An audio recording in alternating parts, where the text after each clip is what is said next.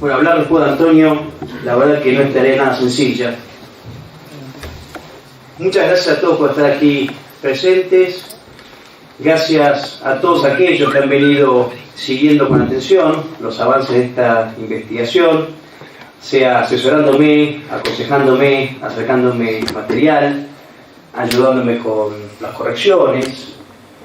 Y en este grupo debo incluir a Juan Carlos Monedero, Octavio Guzzi, a don Rogelio, él sabe a quién me refiero, al diseñador de la tapa, que viene haciendo la tapa de todos mis libros, Mariano Pérez Abuelo, y a tantos otros más que, bueno, realmente me estoy olvidando, para disculpar. Pero si hay alguien a quien debo agradecer de modo muy especial, es a la persona que está sentado aquí a mi derecha, permitiéndome acompañarlo una vez más en este desigual pero gratificante combate por la verdad histórica y contra las huestes del inmanentismo vernáculo, profesor Antonio Caponeto. Pero quería agradecer a Antonio no solo por el aliento y apoyo que me ha venido dando Antonio a través de los años, consejos con una infinita paciencia, sino por continuar siendo, para muchos de nosotros, un inamovible e incorruptible faro de luz y de verdad, predicando esta verdad, la verdad, oportuna e inoportunamente, vaya a ser una consigna antoniana que todos conocemos, y prefiriendo siempre, con Santa Teresa de Ávila, la verdad en soledad al error en compañía. Y si de todas las enseñanzas de Antonio la que he pretendido acercarme con más fuerza es esta. Bueno, quería agradecerte, Antonio. Luego un comentario, brevísimo comentario, acerca del proceso que me ha llevado a escribir este libro. Ciertamente no ha sido sencillo en varios aspectos. Algunos de mis afectos y camaradas, o hoy podríamos decir antiguos afectos de camarada, pertenecen de algún modo u otro a las filas del peronismo. Y dada la obsecuencia, la sumisión y el fanatismo pseudo religioso que el peronismo impone a sus partidarios, estaba seguro que este libro iba a molestar a muchos. Y no me equivoqué, muchos incluso me han retirado el saludo. Y creo que es lamentable, y es lamentable en doble medida que esto suceda. Primero, porque creo que la amistad y la camaradería deben estar por encima de estas consideraciones políticas, partidocráticas. Y en segundo término, si realmente somos y seguimos los lineamientos del revisionismo histórico, no pueden desconocer los peronistas que no existe una normativa que estipule que debe efectuarse a Perón de una revisión. A ver, o somos revisionistas o no somos revisionistas. Y creo que Perón debe ser revisado y debe dejar de ser un mito intocable. Basta de dogmas históricos.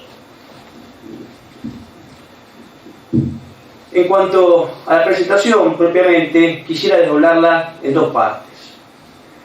La primera, me abocaré a referir ciertos hechos concretos, entitativos, verificables, que irán de algún modo configurando la fisonomía y la filosofía de Perón y su movimiento, y que al mismo tiempo y simultáneamente pondrán en grave entredicho la presunta condición nacionalista o patriota de Juan Domingo Perón. Luego ya de este introito, que creo necesario, podremos ocuparnos en abordar la cuestión que nos convoca hoy principalmente, que es el pacto consumado que denunciamos entre Perón e Israel y su brazo político, el sionismo. Don Fernando Vizcaíno Casas, aquel gran ensayista español, maestro absoluto de la sátira política, tiene un libro muy conocido con el que muchos de ustedes estén seguramente familiarizados, Camisa nueva, chaqueta vieja, crónica de una evolución ideológica. Y en este trabajo, que es básicamente un duro alegato contra el panquequismo político, si me permite el neologismo, y contra los personajes camaleónicos, como el que aquí hoy nos convoca, él refiere así a modo anecdótico, pero también ejemplificador, un diálogo entre dos amigos, en este caso Santiago y Pepino. Y el primero le dice al segundo, a modo de reproche: lo tuyo no tiene nombre, rapaz. Primero fuiste radical, después te afiliaste al socialismo de Casares, después estuviste a la derecha de Calvo Sotelo, y cuando el alzamiento aseguraba ser falangista. Y entonces tú cambias continuamente de idea. Y Pepino responde muy tranquilamente: no lo creas, todo lo que yo quería era ser concejal. Y bien, dice Casas que esto lo cuenta como un chiste gallego, pero vemos que es la realidad más pura, máxima en el caso de Perón. Y sin quererlo, Casas, en dos líneas o en dos palabras, nos ha dado un curso acelerado sobre el peronismo en acción o peronismo en la praxis. Y no lo decimos, o no lo digo necesariamente con un ánimo beligerante. Esto es una descripción objetiva de una realidad, de un modo de actuar característico del peronismo a través de los años. Es decir, el objeto mera y exclusivamente utilitario por sobre cualquier principio perenne o consideración moral. Y si para la preservación del poder había que generar o suscitar guerras fratricidas o quemar los templos católicos, pues adelante. Pero volviendo un poco al personaje de Casas Pepino, la nobleza obliga a hacer alguna distinción que en realidad no es de poca monta, porque Pepino al menos, es decir, él reconoce abiertamente su objeto utilitario, él no lo esconde, él no esgrime alguna justificación altruista o pretende algún aplauso por ello. Y el caso de Perón es, yo diría, es único en su género. Perón no solo Perón presenta sus defecciones como acciones patrióticas. Esta es la gran singularidad de Perón. Perón jamás se hace cargo de absolutamente nada. Sus defecciones siempre son acciones patrióticas. O como bien lo dijo Frondizi, la singularidad del peronismo estribaba en presentar antiimperialismos verbales con entregas de hecho. Y en rigor, este es el Perón verdadero. Si bien el dato, la cita la traigo de Julio Irasusta, él dice que bueno, esto luego podría aplicarse a la propia Frondizi años después, pero no deja de ser cierto lo que dice Frondizi de Perón. A ver, es cierto y es claro que este modo de actuar, o sea, Perón no ha sido el inventor de este modo de actuar, ni tampoco ha sido el primer canalla de la historia. A ver, si algo ha demostrado Perón sobradamente es que ha sido un plagiador profesional. Pero si alguna singularidad podríamos concederle es haber logrado reunir en un mismo espacio, en un mismo espectro, elementos tan heterogéneos, por utilizar un eufemismo: bandidos, traidores, corruptos, mezclado incluso con alguna persona bien intencionada. Y por ejemplo, el peronismo, la prueba más acabada de esto es que el peronismo nos presenta hombres como Menem, como un Kirchner, y no se pone colorado, un Menem, un Kirchner, un general Eisenhower, un John William Cook, un Che Guevara, un Fidel Castro, Ulises Gelli. El peronismo da para absolutamente todo. Y yo creo que realmente hablar de una bolsa de gatos, en este caso concreto, es un grotesco sobreuso del término.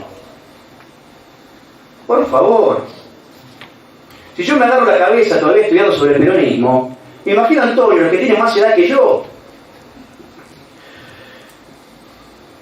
Si acaso hay una divisa con la que podríamos sintetizar el peronismo, es el viva quien vence, es decir, aquella amonestación con la que el hidalgo cervantino reprende a Sancho en razón de su oportunismo. El viva quien vence creo que es la divisa que representa más ajustadamente al peronismo y a la mayor parte de los peronistas.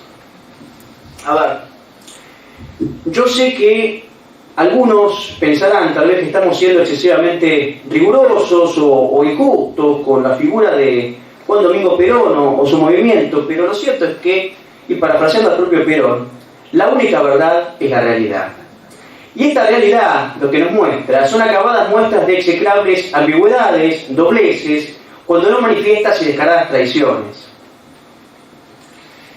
Pero sucede algo muy, digamos, la experiencia práctica del día a día, cuando uno discute con peronistas, cuando uno les hace notar estas incoherencias, estas defecciones.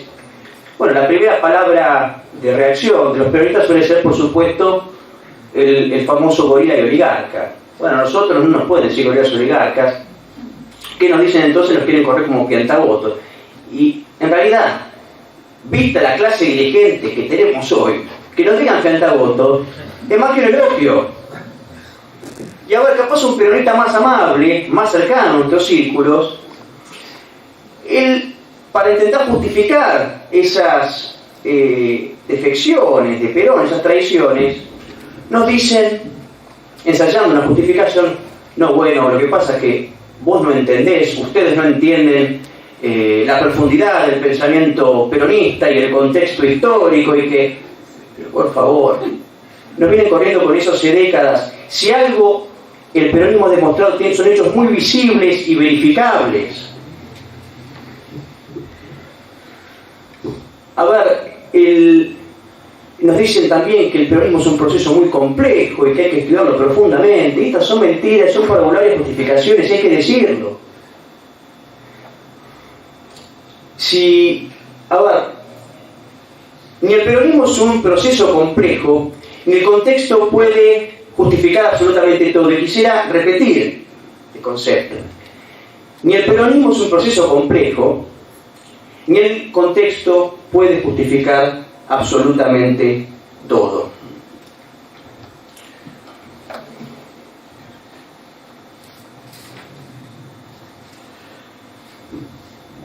Quisiera hablar un poco.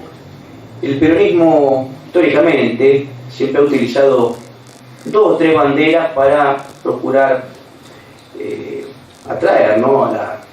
Conquistar a la gente, al pueblo. Particularmente la bandera de la justicia social, la presunta industrialización y el presunto antiimperialismo de Perón. No me referiré a los primeros 2 ahora, esto lo estoy tratando en un trabajo que ya he comenzado a escribir. El mito de la justicia social y el mito de la industrialización peronista, que en rigor ya ha sido tratado por varios otros autores, aunque los peronistas se nieguen a acusar recibo. Pero quisiera hablar del presunto antiimperialismo de Perón, porque esta es, digamos, la bandera que ha traído a muchos nacionalistas hacia el peronismo. Y a ver, si hay alguien que no ha sido antiimperialista en la historia de Argentina, ese ha sido Juan Domingo Perón. Pero toda gran nación, para ser una gran nación en algún momento u otro, tuvo que dar pruebas de ello. Es decir, se le presentó en algún momento ciertas circunstancias acuciantes, difíciles, donde tuvo que decidir qué tipo de destino quería forjarse para sí. Haber un destino de grandeza e independencia o un destino de sumisión y pusilanimidad. Y lo cierto es que la Argentina, hasta la llegada de Perón, pertenecía al primero de los grupos. País respetado en la órbita internacional, con una política exterior admirable, próspero económicamente, que había defendido, su honor había sido puesto a prueba en más de una oportunidad. Podría empezar mencionando, bueno, Santiago de Liniers, a ver, porque nuestra patria es creada y empieza con España, con las invasiones inglesas. El honor de nuestra soberanía, nuestra patria, fue puesta en prueba en 1845, con don Juan Manuel de Rosas. Más cercano a nuestro tiempo, don Hipólito Yrigoyen y Ramón Castillo, un presidente radical y no conservador, la tuvieron también muy difícil. Pero el triunfo fue argentino, gracias a su firme determinación. Ustedes recordarán, será así muy sumario, las grandes presiones de los aliados en la Primera y en la Segunda Guerra Mundial, particularmente por parte de los norteamericanos, para que la Argentina entrara en guerra y se sumara a sus espacios de influencia, política y económicamente. Las presiones que estos dos presidentes argentinos recibieron, y que merecen ser recordados, muchísimo más que Perón, recibieron un sinfín de boicots económicos internacionales, presiones internas, porque nunca faltan los vendepatrias, la quinta columna del poder extranjero aquí en el país, y Irigoyen y Castillo estoicamente lo resistieron. Incluso los Estados Unidos amenazaron con una intervención armada. A ver, ¿qué responden Castillo e Irigoyen? Que vengan, acá los esperamos. ¿Qué hicieron los yanquis? Regularon. Esto lamentablemente lo sabe muy poca gente. Si hay alguien que resistió las presiones internacionales, no ha sido justamente Perón. Perón fue el primero en dejar torcer el brazo. Los que merecen ser recordados y reivindicados en este aspecto son don Hipólito Yrigoyen y Ramón Castillo.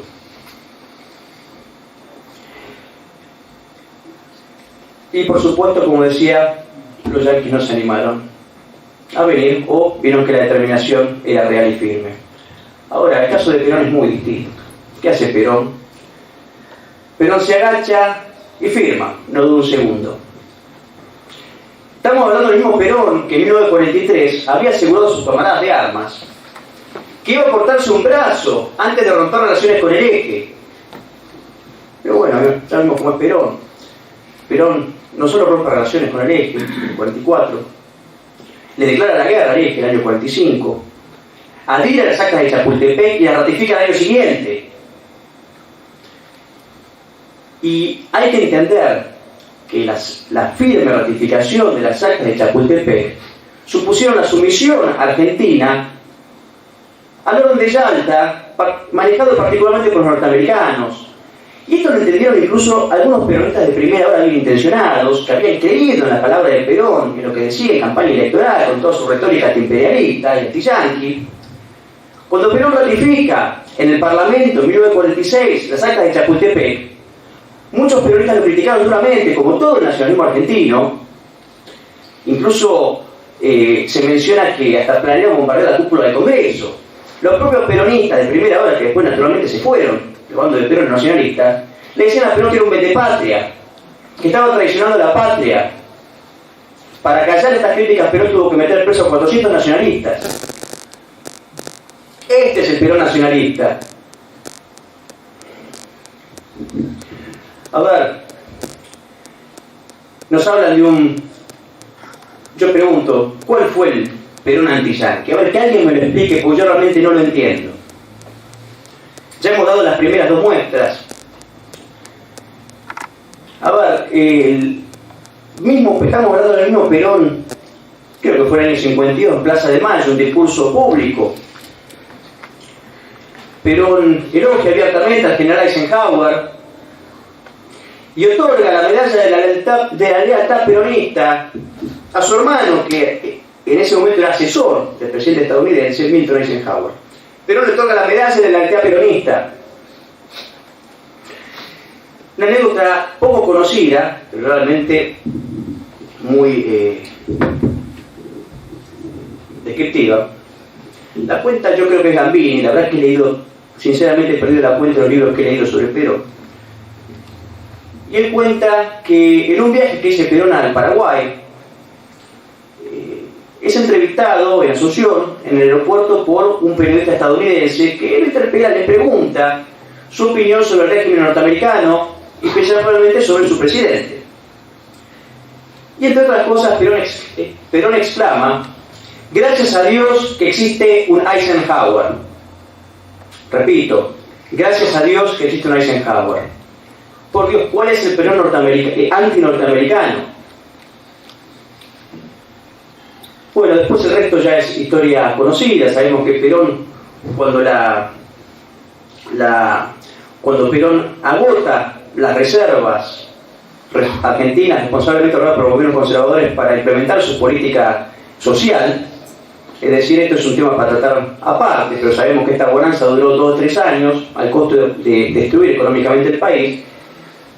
Ya en el año 49 la inflación galopante se había comido el aumento de salario, esto ya está probadísimo. Entonces Perón ya tiene que estrechar aún más sus vínculos carnales con los Estados Unidos. Y bueno, ahí es cuando Perón pide un empréstito a los Estados Unidos, sanciona la ley de inversiones extranjeras, como mencionaba Antonio, firma el ignominioso principio de acuerdo con el Standard Oil. Es decir, Perón, como siempre, se come sus propias palabras. Y a ver, señores, si no ha existido jamás un Perón, es el Perón anti-yanqui. Y el Perón anti-británico, a ver, si en realidad si hay un Perón del que se jactan muchos peronistas, particularmente peronistas del sector nacional, ha sido que ha existido un Perón anti-británico. Yo realmente no sé si, y no lo digo de soberbio, pero hay una versión a la lectura, pero completa, porque todo ha sido escrito desde hace más de 60 años.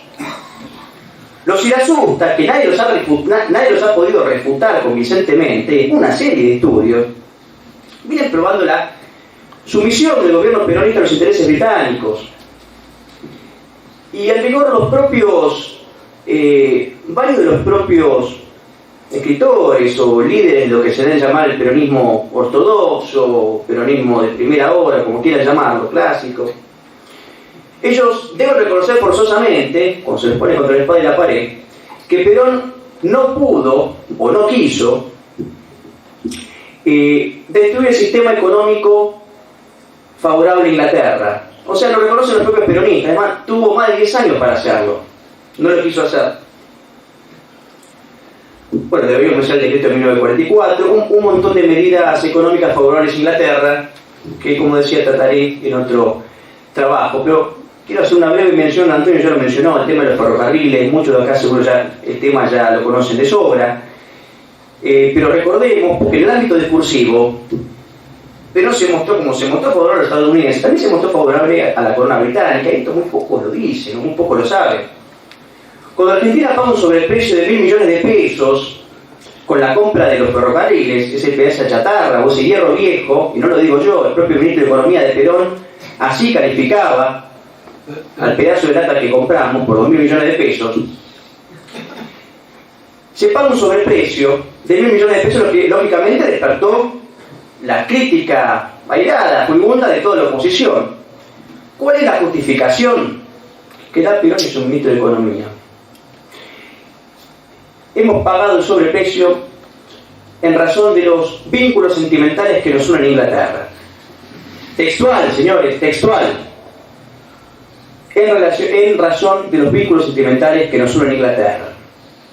En esa misma ocasión, Perón alaba abiertamente a la corona británica, agradeciéndoles por todo lo que hicieron por la Argentina. Esto lo dice Perón. Entérense, por favor. Las muestras de este Perón pro-británico abundan. Por supuesto, ¿cómo le pone Perón a los ferrocarriles? A ver, por si faltara prueba. ¿Cómo le pone Perón? Urquiza, Mitre, Sarmiento, ¿verdad? Todos, como ven, perfectos antiimperialistas. A ver, y Juan Manuel de Rosa se habrá olvidado, se habrá pasado. Pero esto en realidad no debería sorprender, porque la simpatía de Perón por el procedimiento liberal era por todos sabida. O sea, Perón, y en sus escritos, era elogia abiertamente a Mitre. Nunca existió un Perón revisionista, jamás. Perón admira el procedimiento liberal. Y recordemos, incluso sin ir más lejos, que Perón ayudó a derrocar al propio Irigoyen, aliado con quién, con Agustín Pedro Justo, el general pro-británico y masón. Pro-británico, masón y liberal, para más señas. Perón al principio está del lado de Uriburu, pero cuando ve que es el bando minoritario de los golpistas, violento y perezoso, como en toda su vida Perón, se pasa al lado de Justo. Y después Perón se que justiga a la década infame. Perón se desarrolla, logra sus ascensos y un montón de otros con la década infame. Él convivió en perfecta armonía con los gobiernos conservadores. Es un chanta, Perón, señores. Perdón, me voy del protocolo. Es un chanta. No, realmente no termino de sorprenderme, me imagino a Antonio, o la gente que ha leído sobre peronismo. Y eso que yo recién empiezo. Imagínense, 2 años más. Bueno, este es el Perón, el que está del lado de Justo. ¿Y qué decir del presunto Perón anticomunista? ¿Qué que ser bien sucinto. Yo sé que en realidad el tema aquí es Perón y Israel, pero esto es un introito necesario. Estamos hablando del mismo Perón que llenó de marxistas a todos sus gobiernos. El que hace encendidos elogios y panegíricos a Fidel Castro y a Che Guevara. Nombra como su representante a John William Cook. Alienta y fomenta la proliferación del terrorismo en Argentina. Y es más, si no es el único responsable, Perón debe ser llamado responsable por la guerra desatada acá en los años 70. Indudablemente muchos de los jóvenes que en buena fe creían en Perón, al ver que su líder fomentaba y apoyaba este tipo de organizaciones terroristas en Argentina, ellos ingresaron. Creo que es indudable que sin el apoyo público de Perón, la guerra, este marxismo no hubiera logrado el despliegue que logró. Perón es responsable de mucha de la sangre que corrió acá en los años 70. Hay que decirlo. El caso que dio Antonio, bueno, yo casualmente también lo había citado aquí, me lo sacó Antonio, pero lo voy a repetir, que el mismo Perón anticomunista, presunto anticomunista, es el que dice, si hubiera recibido el apoyo de la ex Unión Soviética, hubiera sido el primer Fidel Castro de América. Muchachos, esto no lo hizo un fascista, no lo hizo un nacionalista. Y bueno, por supuesto en el ámbito discursivo encontraremos un sinfín de elementos favorables al marxismo, y incluso algunos elogios a Marx y a la Revolución Francesa. La Revolución Francesa, como sabemos, es madre de la Revolución Bolchevique. Pero elogia muchos aspectos, como iba de la Revolución Francesa. Esto nos va dando el marco ideológico con el que viene Perón. Recordemos, bien rápido, si bien en algún momento Perón se puede haber mostrado anticomunista, porque siempre son momentos en Perón, es verdad que metió preso a algunos comunistas, pero por eso ustedes al régimen. O sea, Perón pudo ser catalogado de anticomunista en algún momento, pero jamás antimarxista. Hay que hacer una distinción entre comunismo y marxismo. Comunismo era obediente políticamente a la Unión Soviética, ¿verdad? Pero había muchos marxistas que no querían estar sometidos al poder político de turno, pero los principios eran los mismos. Perón en la práctica fue marxista, ideológicamente. El Perón antimazón, bien rápido, perdón, Antonio, digo Perón, me va a matar. Antonio mencionó el tema de Perón y la masonería. A ver, de vuelta, hay que repetir que Perón llenó su gobierno de masones. Incluso, este dato es muy interesante, yo lo cito en el libro, lo transcribe el padre Aníbal Rotger en un libro muy conocido que se llama La masonería en Argentina y en el mundo. Él prolijamente transcribe algunos escritos de la masonería, de publicaciones, por ejemplo la revista Símbolo del año 54 y 55, y la masonería argentina instaba a los suyos a apoyar al régimen de Perón. ¿Escucharon bien? En razón de las medidas anticatólicas de Perón, la masonería empieza a apoyar a Perón completamente, y le llegan a Perón adhesiones de otras logias de América, y recordemos que la logia que elogia a Perón es una logia regular argentina, dependiente de la gran logia de Inglaterra. Después tenemos por supuesto el Perón, que fue muy amigo de Licio Gelli, que fue sucesor en el exilio, masón probado corrupto y convicto, líder de la masonería italiana, la PDUE, y Gelli reconoce 2 años antes de morirse, en una entrevista hace pocos años, creo que a los 95 años de edad, dice que él fue el que hizo masón a Perón. Dice que en Madrid, estando con Perón, él lo hace jurar por la masonería. Esto lo dice Gelli, y este dato me parece que ya es definitivo. Por supuesto que las políticas de Perón son de claro signo masónico, ¿no? La separación de la Iglesia del Estado, laicismo, persecución a la Iglesia. O sea, realmente cierra por todos lados este Perón, pero masón, o por lo menos nadie puede hablar de un Perón antimasón.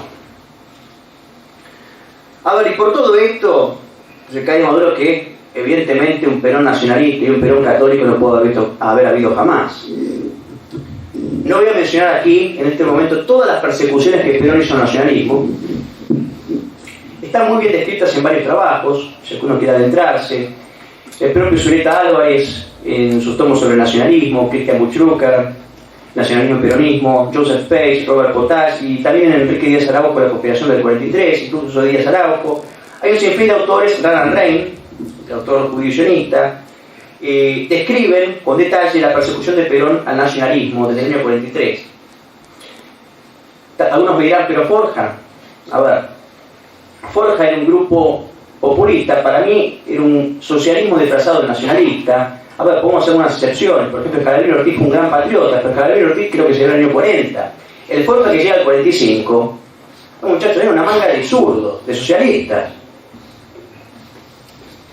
O sea, Perón da lugar únicamente a un, si quieren llamarlo, nacionalismo populista. El nacionalismo yo lo pongo en duda. Pero Perón da lugar, en realidad, da lugar al que le es obsecuente. Y por supuesto el nacionalismo, y menos el nacionalismo católico, iba a ser obsecuente a las peronías y defecciones de Perón. Bueno, el Perón católico lo conocemos todos, las medidas de Perón contra la Iglesia. O sea, realmente no entiendo cómo se puede ser católico y peronista al mismo tiempo. Me es muy complicado de entender. Creo que lo que indican los hechos es que Perón ha sido el máximo persecutor de la Iglesia, yo diría que casi en la historia argentina, por lo menos desde el 55. No solo por encarcelar a cientos de sacerdotes, las leyes anticatólicas, la ley del divorcio, la apertura de los prostíbulos, luego el tema de la ley de enseñanza religiosa, que él había ratificado al principio, después la sacó del calendario varios periodos religiosos, prohibió las procesiones católicas, y por supuesto el tema de los templos católicos. Me han dicho ahora, yo no lo he leído, pero lo voy a leer con curiosidad, hay un libro sobre el tema de Perón y el tema de la justicia, de Perón y la Iglesia, escrito por Hernán Bresci. El título no lo sé ahora, pero me lo trajo Marcelo Gristelli y lo voy a leer con atención, y creo que eso debe ser uno de los primeros libros que hablan del tema de la falsedad del Perón católico. Así que no se búsquenlo, libro de Hernán Bresci sobre Perón y la Iglesia. Ahora sí, vamos a lo que hemos venido, es a escuchar algunas pruebas, menciones sobre el Perón e Israel. A ver, el apoyo de Perón a Israel y el secessionismo en general puede verificarse tanto del ámbito discursivo como el político y económico. Voy a ser muy didáctico. A ver, para que veamos un poco el antisemitismo de Perón, antisemitismo como se dice, el antisionismo de Perón. Discurso de Perón, 21 de junio 1949. Dice Perón ante las autoridades judías y el pueblo argentino: siento un profundo cariño y un gran respeto por el Estado de Israel. Y es así, señores, porque soy un patriota argentino y respeto profundamente a los patriotas de otras regiones de la tierra. Israel, durante su lucha cíclopea de varios siglos, ha dado al mundo el ejemplo de ser uno de los pueblos más patriotas de la tierra. De ahí mi más profundo cariño y respeto por ese pueblo que a través de los siglos ha mantenido incólumes sus virtudes, el poder de su raza, la perseverancia de su causa y la honradez que lo ha distinguido como un pueblo de honestos trabajadores en el mundo entero. Sigue Perón en otro. Yo sobre este tipo de panegíricos de Perón hacia Israel y hacia los hebreos, en el libro tengo muchísimas, estoy citando 2 o 3 nomás. Perón dice: agradezco hasta la demostración que se me brinda a mí, un humilde ciudadano de esta tierra, humilde, que solo aspira a verla grande y próspera. Lo agradezco con todo mi corazón a la colectividad que en este día nos hace evocar el valor de su raza y el honor de haber permanecido fieles a su bandera por 20 siglos. La última, 21 de mayo de 1951. Cuando yo llegué al gobierno existía un vago problema con respecto a la asimilación de la colectividad israelita en nuestro movimiento. Problema sobre el cual yo varias veces con algunos amigos judíos se los había pedido, sinceramente, su opinión, porque me resultaba molesto y bochornoso que en alguna oportunidad se me pudiera acordar de San Benito de que yo también era un hombre de prejuicios y falto de reflexión, como para seguir la tendencia que en el mundo había sido ya execrada por todos los hombres de buen corazón. Posiblemente entre todos los hombres de la tierra, quienes han sufrido más de la injusticia en el mundo, más de la injusticia que el mundo ha ofrecido como solución a un sinnúmero de problemas, son los judíos. Ellos han sido azotados por la injusticia en todos los lugares de la tierra. Ellos han sido difamados y han sido escarnecidos, así como perseguidos materialmente, mutilados y muertos en todos los lugares del mundo. Cuando un pueblo ha aguantado tantos sacrificios, es el más propenso para comprender lo que es la injusticia, porque nada enseña tanto de justicia como el haber sufrido injusticia. Por esa razón yo creo que si algunos pueden entender bien el justicialismo, esos son los judíos. Bueno, sigue, hay muchísimas más. Por supuesto, yo cito un montón de publicaciones hebreas de la época, tanto en Argentina como en el exterior. Todos son panegíricos hacia Perón.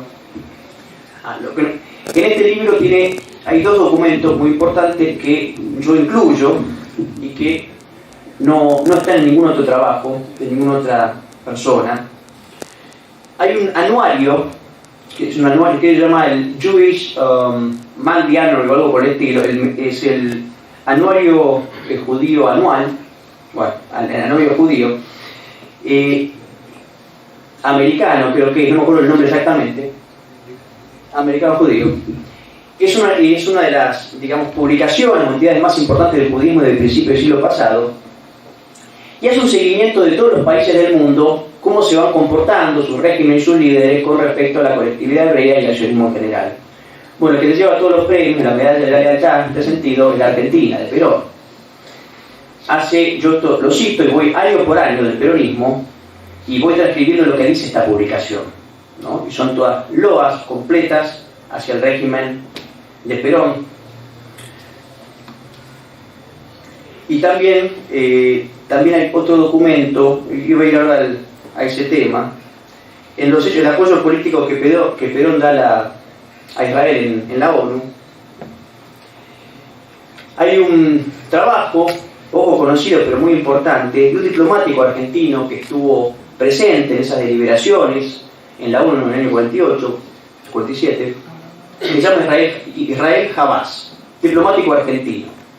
Pues los principales actores de la Cancillería argentina en ese momento eran Atilio Bramuglia, Enrique Corominas, ambos sensibles sionistas, y bueno, Perón. Entre ellos tres intentaron triangular un poco, intentaron que la Argentina favoreciera al Estado de Israel. El único canciller díscolo en ese sentido era Arce, que era un nacionalista argentino. Y Israel Habás, si bien es verdad que la Argentina, en un principio la Argentina y varios otros países del mundo se iban a declarar en contra de la partición de Palestina por lo que era una injusticia, ¿verdad?, contra los árabes. Como ustedes saben, los judíos constituían solamente el 6% de la población y esta partición de Palestina les otorgaba a ellos creo que el 60% de la tierra. Me parece así, sería una injusticia. Y cuando asume Perón, el nombre Atilio Bramuglia y Enrique Corominas, y entre ellos tres van torciendo el rumbo de la Argentina hacia una posición pro-israelí y logran que la Argentina, en vez de votar en contra, se abstenga. Pero esta abstención no hay que interpretarla como una neutralidad, porque hay abstenciones que deciden realmente. Israel es aprobado como Estado solamente por 2 votos. Y la Argentina, o sea que el voto de la Argentina, esto lo dice el propio Israel Habás, canciller judío, dice: califica de éxito para Israel la decisión final de Argentina. Y dice, señalando al diplomático argentino peronista Enrique Corominas como el principal responsable de ello, no de este éxito hacia Israel, junto a Bramuglia y Perón. Dice: el voto en abstención de la Argentina permitió al Estado de Israel que alcanzara la mayoría de 2/3 de votos requeridos para su nacimiento como Estado libre e independiente. Impidió que los árabes contaran con un voto más, voto que los habría acercado más aún a la meta, ya cerca del alcance de sus manos. El poder de su pluma y de su barbo, de Corominas, el canciller peronista, por eso sus barbos, realizados sin despartes y sin alardes, orientó decisiones no definidas y aclaró conceptos erróneos de delegados y de gobiernos.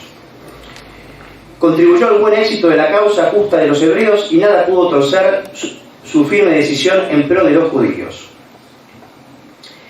Y menciona, el dato interesante que menciona en realidad Habás acá, es que la Argentina, la Cancillería argentina tenía orden del propio Perón de actuar como lobistas de los israelíes frente a otras delegaciones nacionales. Y esto lo reconoce el propio canciller judío de Israel, Habás. Este testigo directo de aquellas deliberaciones nos dice: Corominas ponía altas figuras de la agencia judía, y en especial al doctor Moisés Tov, al tanto de las conversaciones privadas que mantenía con otros delegados.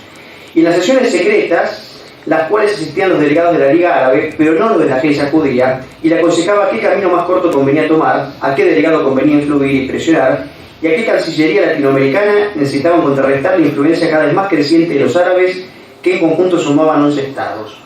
Es decir, las confesiones de este diplomático judío argentino dejan en evidencia no solo la posición del régimen comunista peronista acerca de Israel, sino el grave hecho de que la Cancillería argentina actuó como espía y lobista de los sionistas. La verdad que es un documento bastante interesante. Y en realidad este apoyo de Perón hacia el sionismo se da desde los comienzos. Ya tenemos declaraciones en favor de Perón, en favor de los sionistas, a partir del año 45. Ya en el año 46 el bloque peronista mostraba claramente una posición favorable al sionismo. Ese año John William Cook, junto a otros diputados peronistas como Díaz de Vivar, Augusto Fierro y Eduardo Rumbo, hizo llegar a Perón una minuta donde pedía apoyar a Israel. Decía Cook: anhelo que el representante argentino ante la ONU sostenga la demanda histórica de los judíos de obtener su hogar nacional. Otro peronista, Horacio Cleve, sumándose al pedido, nos dice: como diputado del Parlamento Nacional, comprometo ante la opinión pública mi apoyo a la noble y justa causa judía para la obtención de su Estado libre e independiente, como asimismo que pondré todo el poder de convicción que pueda poseer para convencer a mis compañeros del sector y de la honorable Cámara de la que formo parte de que la causa judía es una causa sagrada en defensa de la libertad en que la Argentina no puede estar ausente. A ver, estos testimonios abundan en el libro. Yo les he citado algunos. Y la ayuda, ya vamos concluyendo, ¿no? Pero son tantas realmente las cosas que habría que decir al respecto. El apoyo político, bueno, pero después ayuda a Israel a entrar en la ONU, lo ayuda políticamente a Israel en un sinfín de cuestiones políticas. Y también económicamente.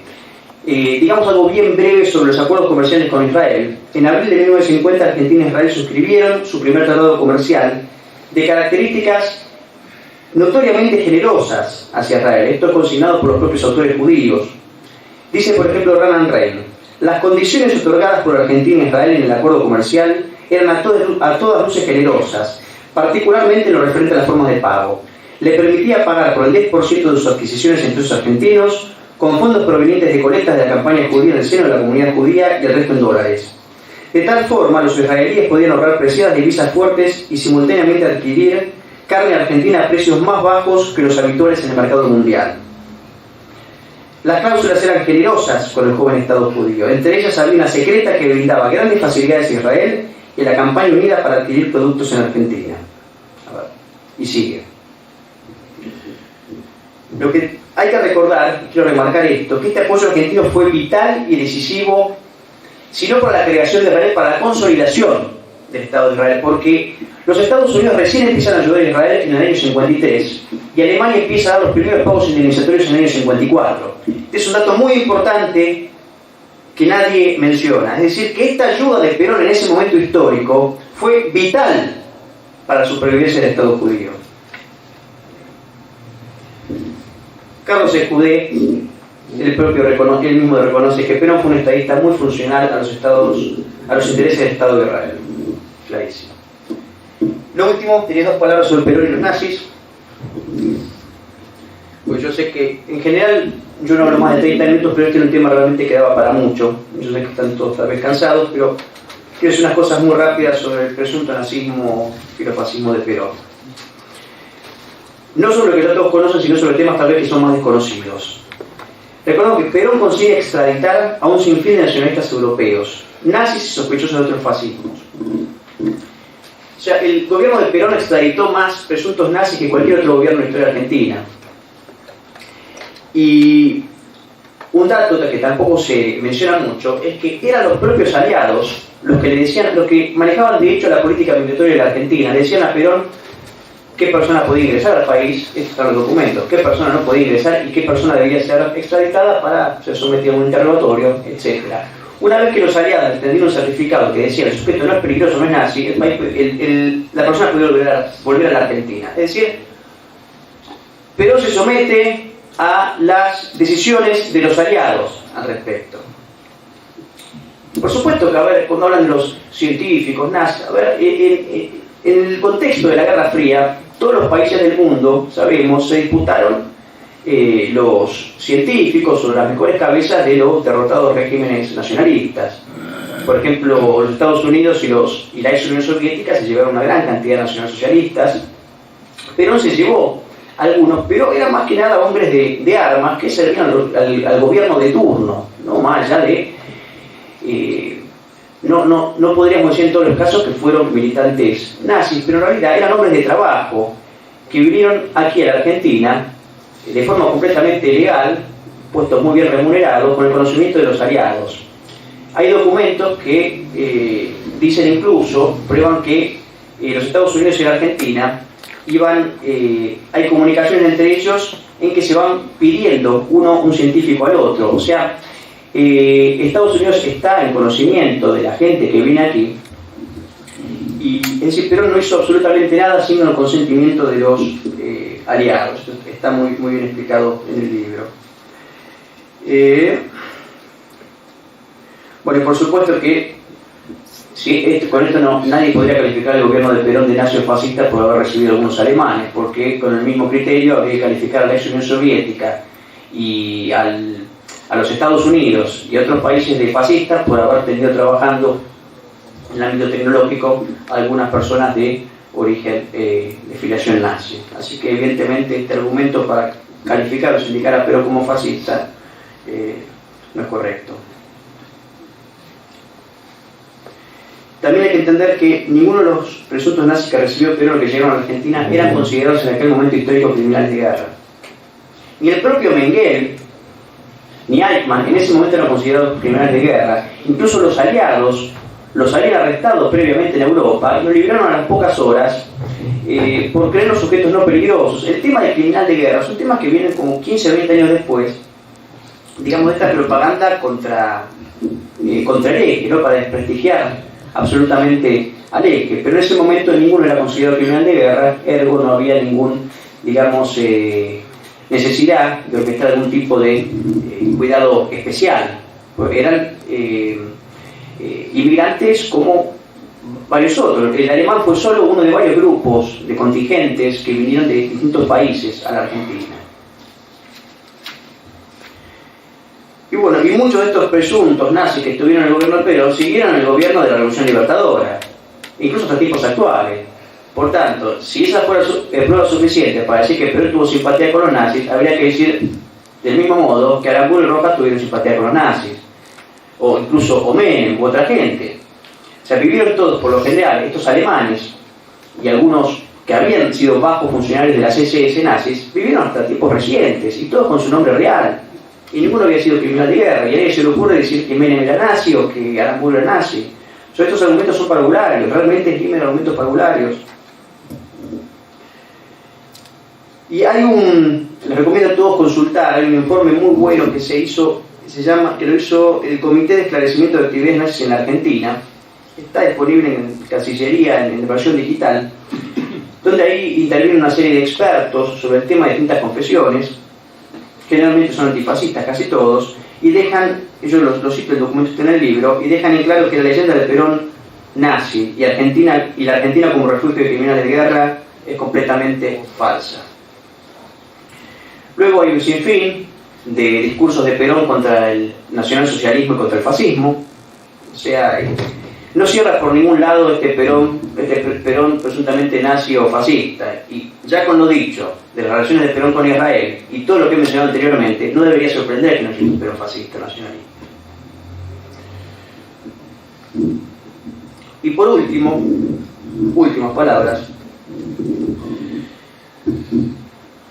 yo entendemos que dentro del peronismo, yo tengo algunas amistades todavía me quedan, creo que me quedan dentro del peronismo, en serio, pero yo reconozco que puede haber buena gente o alguna gente bien intencionada dentro del peronismo, pero en definitiva yo pienso que el peronismo y Perón no son, ni fueron ni serán jamás nacionalistas, sino peronistas, que es algo muy distinto. Y el peronismo, en rigor, es una oligarquía compuesta por una corruptela de parásitos que viven del Estado. Es una corruptela de sindicalistas millonarios que lo último que piensan es en el trabajador. Creo que el peronismo ha demostrado ser una asociación delictiva que ha logrado institucionalizar la corrupción. Creo, en fin, que el peronismo reúne lo peor de cada régimen y de los vicios humanos. Creo que el peronismo es defección, el peronismo es felonía y el peronismo es traición a la patria. Por todo esto y lo antes mencionado, yo creo que ningún hombre de bien debe ser peronista. No solo no debe ser peronista, sino que el peronismo debe ser objeto de su más profundo rechazo. Si lo que se busca acaso es un arquetipo y a quién seguir, miremoslo al restaurador don Juan Manuel de Rosas. Eso es todo, muchas gracias.